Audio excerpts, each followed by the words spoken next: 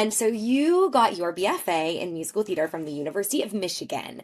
What drew you to that program and what kind of stands out most from your time in school? I actually heard about Michigan because I watched Eloise at Christmas time and I saw Gavin Creel for the first time on screen. And I was like, where did he go to school? Because I want to sound like that and I want to be like that. And so I looked him up and found out that he went to Michigan. And that was about the time that they had started uploading all of those, like 2007. That's like when Senior Entrance was born. I started looking all of that up on YouTube and got so excited about Michigan, and it very, very quickly became my dream school. I remember very vividly that like age of the YouTube videos of things like that.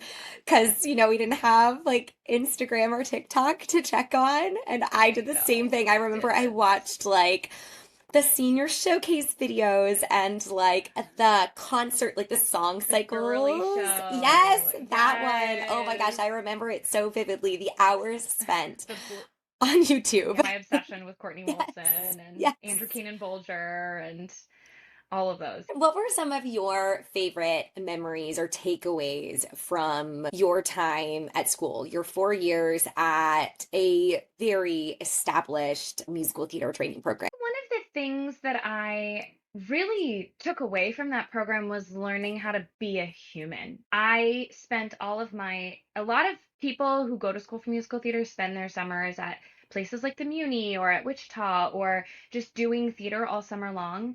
And I remember a lot of our professors were like, sure, you can do that if you want, but also learn how to be a person and be a human. And so my summers in college, I worked on a dude ranch, like riding horses.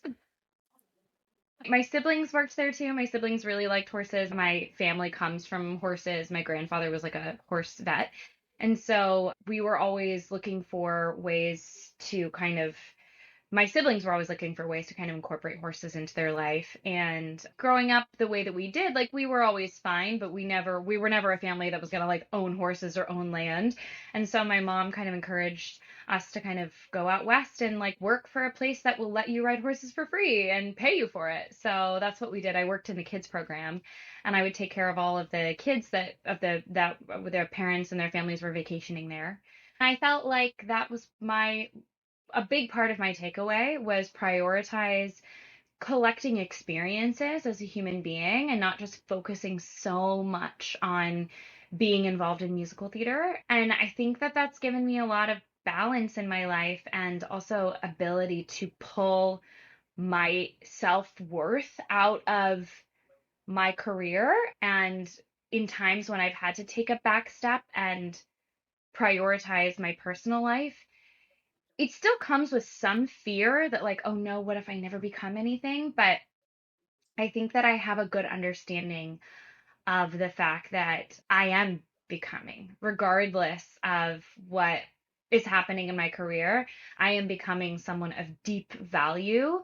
And I'm the one that gets to say that to myself, not anybody else, not any kind of credit or anything. So yeah, I think that was a big part. And then also just my relationships with the faculty has been so incredible to me. A lot of the professors at Michigan, they were there at my wedding. They were there holding my first babies. They've been there supporting me and sending me gigs when someone is like, hey, do you know of someone who does this or whatever? They're so intertwined in the health and wellness of all of their students lifelong. You have no idea what these professors are doing for you in the background daily. And I think I really, really learned that from the faculty at that time during my college that they were going to really care for me forever. I have personally experienced that on 10,000 occasions. They just never forget anybody and they always want good things for their students and they will fight for them in rooms that they're not in. Oh, Grace, that's so beautiful to everything that you've just said. I'm excited to dive a little bit more into kind of like the Mhm. college stuff a little bit later, especially because you talk about, of course, the skills that you learn and the training, that's like a given, that's going to happen. But these qualities of finding your worth, learning how to be a grounded, true, kind human, and the value of these relationships and how these faculty members put so much into their students. And that also ties into the college audition process and how when faculty members are, you're auditioning for all of these faculty members, that they are, that you are auditioning, okay, are these the right kind of people for me? Because also they're thinking about, hey, I'm about to spend 4 years and invest so much time and care into each of these people. And that's such a beautiful thing and a wonderful way to also shift that perspective of the audition experience that these Really. young people are going through going into the college and college auditions, which we're definitely going to get back to later. But